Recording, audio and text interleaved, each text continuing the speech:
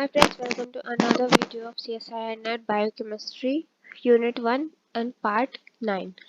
तो हम प्रोटीन्स के कुछ क्वेश्चन सॉल्व कर चुके हैं। उसके बाद हम इस टॉपिक को आगे बढ़ाते हुए आज हम पढ़ेंगे कन्फर्मेशन ऑफ प्रोटीन्स।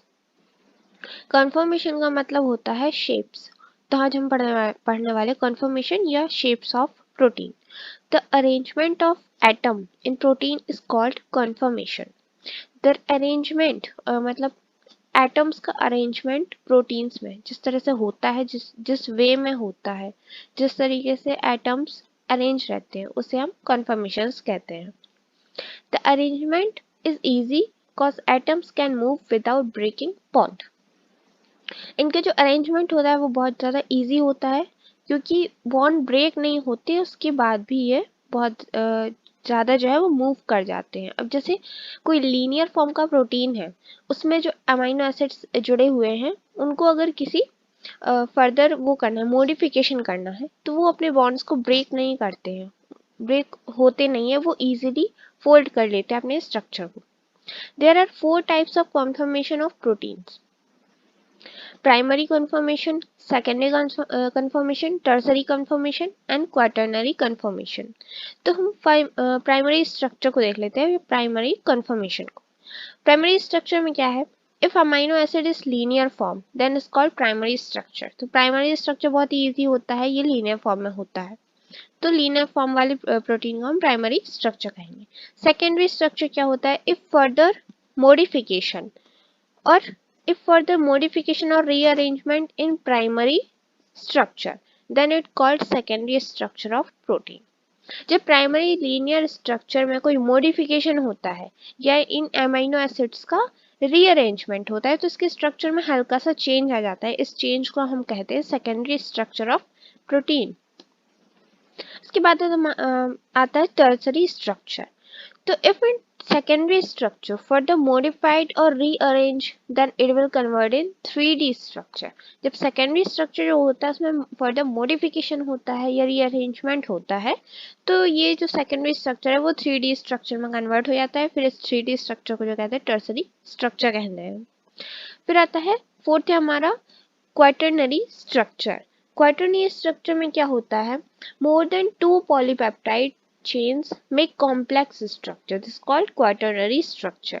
अब ये structure जो वो बहुत complex होता है, इसमें 2 से ज़्यादा polypeptide chains जब आपस में जुड़ती हैं या फोल्ड होती हैं, बॉन्ड बनाती है, तब ये क्वार्टरी स्ट्रक्चर बनता है।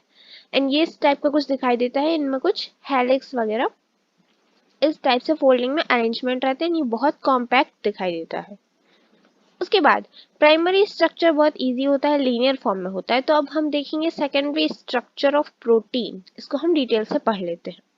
तो सेकेंडरी स्ट्रक्चर ऑफ प्रोटीन में there are 2 types of secondary structure. 2 types के सेकेंडरी स्ट्रक्चर होते हैं जो कि composed of alpha helix and beta strand। अब जो सेकेंडरी स्ट्रक्चर होता है वो कंपोज्ड होता है alpha helix and beta strand से, एंड ये 2 टाइप्स के होते हैं। तो secondary structure are 2 types: fibrous protein and globular protein. ये प्रोटीन जो है किससे मिलकर बना होता है? अल्फा एंड बीटा स्ट्रैंड से। तो जो फाइब्रस प्रोटीन होता है, this protein made with 1 type of structure polypeptide chain, ये किसी एक पॉलीपेप्टाइड चेन से मिलकर बना होता है, एक इजी चेन से। एग्जाम्पल के लिए हम लेंगे अल्फा कैरोटीन। जो अल्फा कैरोटीन है वो एक ही टाइप की पॉलीपेप्टाइड चेन से बना होता है, जो कि इस टाइप से इसका स्ट्रक्चर दिखाई देता है। उसके बाद आता है हमारा globular protein. This protein structure is alpha and beta mixed structure and example है इसका हेमोग्लोबिन, जो कि 2 अल्फा एंड 2 बीटा स्ट्रैंड से मिलकर बना होता है। उसके बाद ये अल्फा हेलिक्स को हम समझ लेते हैं कि ये कैसा होता है। In this structure it is tightly wrapped around imagination axis. जो अल्फा स्ट्रक्चर होता है उसमें इमेजिनेशन एक्सिस होती है जिसके ऊपर ये टाइटली रैप्ड होता है, मैं आपको आगे बताऊंगी। And R groups are present outward, बाहर की तरफ आर ग्रुप्स दिखाई देते हैं। It coiled right side, right side से स्टार्ट होती है कॉइल होना, and each amino acid contain 3.6 angstrom amino acid. तो हम इसके स्ट्रक्चर को देख लेते हैं। मैंने आपको बताया कि in this structure imagination axis होती है, यहाँ पे बीच में एक एक्सिस मानी गई है जो कि कभी इमेजिनेशन वाली है। तो यहाँ पे एक डंडी है जिसकी तरफ ये टाइटली ऐसे अरेंज्ड है, एंड इसके जो आर ग्रुप है वो इस तरह से आउटवर्ड साइड पे दिखाई देते हैं, आउटर की तरफ। तो ये हमारे आर ग्रुप्स हमें दिखाई दे रहे हैं, एंड जो अमाइनो एसिड का एक टर्न होता है उसकी जो उसका जो मेजरमेंट होता है वो होता है 3.6 एंगस्ट्रॉम। 3.6 एंगस्ट्रॉम का एक टर्न होता है, एंड जो दो टर्न्स के बीच ये बीच का स्पेस होता है वो होता है 5.4 एंगस्ट्रॉम का। तो हमने सारी बातें देख ली। Are groups are in outward, it coiled in right side, right side से कॉइल होना स्टार्ट होता है। उसके बाद हम इसकी स्टेबिलिटी देख लेते हैं, stability of alpha helix.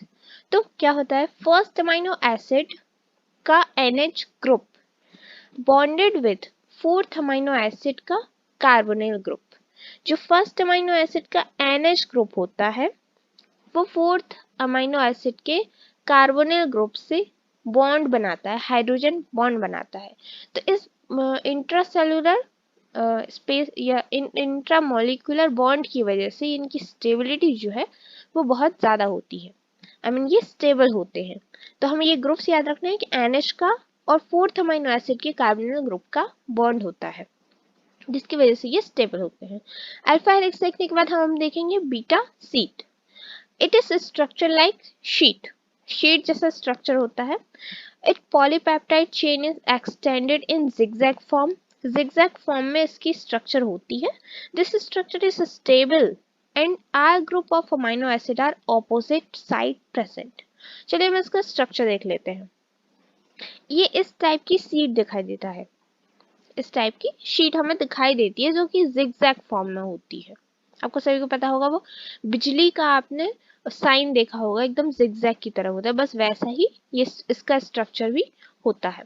And इसमें जो क्या है बाहर की तरफ, एक minute, the structure is stable and R group of amino acids are opposite side. इसके जो आर ग्रुप है वो जिगजैग फॉर्म में अपोजिट साइड पे प्रेजेंट होते हैं। पहले टर्न में आर यहाँ प्रेजेंट होता है एंड सेकेंड में यहाँ पे जस्ट अपोजिट साइड पे प्रेजेंट होता है, जैसे कि ये पर्पल कलर में हमें दिखाई दे रहे हैं, ये हमारे आर ग्रुप्स हैं। तो beta sheet can be either parallel और एंटी पैरेलल। अब इसका स्ट्रक्चर देखने के बाद हमें ये जानना है कि जो बीटा शीट है वो 2 टाइप से होता है, वो तो या पैरेलल होती है और एंटी पैरेलल होती है। अब ये पैरेलल एंटी पैरेलल क्या है? Anti parallel beta sheet, there is 2 to 3 plates arranged through hydrogen bonding। इस एंटी पैरेलल बीटा शीट में क्या होता है, दो से 3 प्लेट्स जो है वो अरेंज रहती है। ये हमारी एक प्लेट है, इसके नीचे दूसरी प्लेट आएगी, इसके नीचे तीसरी प्लेट आएगी। तो ये 3 प्लेट्स जो है वो हाइड्रोजन बॉन्ड्स के साथ अरेंज होती हैं and there will be N और C terminals are alternate form. इसको पढ़ लेते हैं, इसके बाद मैं आपको डायग्राम के साथ इसको बताऊंगी तो आपको जल्दी समझ में आ जाएगा। फिर पैरेलल बीटा शीट, तो पैरेलल बीटा शीट में भी 2 से 3 प्लेट्स होती हैं, अरेंज होती हैं हाइड्रोजन बॉन्ड के साथ, लेकिन एक डिफरेंस है, इसके जो N और C एंड्स हैं, ये टर्मिनल्स हैं, वो एक ही तरफ होते हैं। अब हम इसको डायग्राम से देख लेते हैं। हमने पढ़ा एंटी पैरेलल बीटा शीट जो है उसमें जो N टर्मिनल है एंड C टर्मिनल है वो अल्टरनेट फॉर्म में होते हैं। इट मींस N अगर इस तरफ है तो C इस तरफ होगा, फिर जो अगला टर्मिनल होगा वो N की प्लेस पे C आएगा, C की प्लेस पे दूसरी प्लेट में N आएगा। तो ये हमारी first plate, second plate and third plate, इस टाइप से 2 से 3 प्लेट्स जो है वो आपस में हाइड्रोजन बॉन्ड के थ्रू, ये हमारे हाइड्रोजन बॉन्ड्स हैं, एक सेकेंड, ये हमारे हाइड्रोजन बॉन्ड्स है जिनकी वजह से ये प्लेट्स जुड़ी हुई है। तो इन बॉन्ड्स के थ्रू क्या है, ये तीनों आपस में जुड़ी हुई होती हैं और इनके जो टर्मिनल्स हैं एन और सी टर्मिनल्स, ये जस्ट अल्टरनेट फॉर्म में होते हैं। एन यहाँ होता है एंड सी है अगले जस्ट अपोजिट साइड होता है। इसके बाद एंटी पैरेलल में ये अल्टरनेट फॉर्म में होता है। पैरेलल शीट में क्या होता है, पैरेलल शीट में भी first plate, second plate, third plate, ये तीनों प्लेट्स आपस में हाइड्रोजन बॉन्ड के थ्रू जुड़ी हुई होती हैं एंड जो इनके एंड और सी टर्मिनल्स है वो एक ही फॉर्म में होते हैं। जिस तरफ एन टर्मिनल है उस तरफ तीनों प्लेट्स में एन टर्मिनल होंगे एंड जिस तरफ सी टर्मिनल है उस तरफ तीनों प्लेट्स के सी टर्मिनल एक ही तरफ होंगे। पर क्या होता है, जो एंटी पैरेलल पैरेलल जो शीट होती है उसके जो हाइड्रोजन होते हैं वो हाइड्रोजन कुछ डिस्टर्ब फॉर्म में अरेंज रहते हैं। जो बॉन्ड्स बनाते हैं वो अलग तरीके के बॉन्ड्स होते हैं, वो सामने वाले डायरेक्ट बॉन्ड नहीं बनते, वो कुछ इस टाइप के डिस्टर्ब बॉन्ड बनते हैं या तिरछे बनते हैं।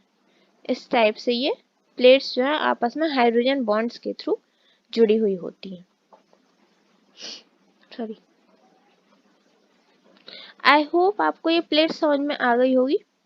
So thank you so much for watching this video guys. इसके बाद हम नेक्स्ट प्रोटीन के ही साथ अगली वीडियो में मिलेंगे।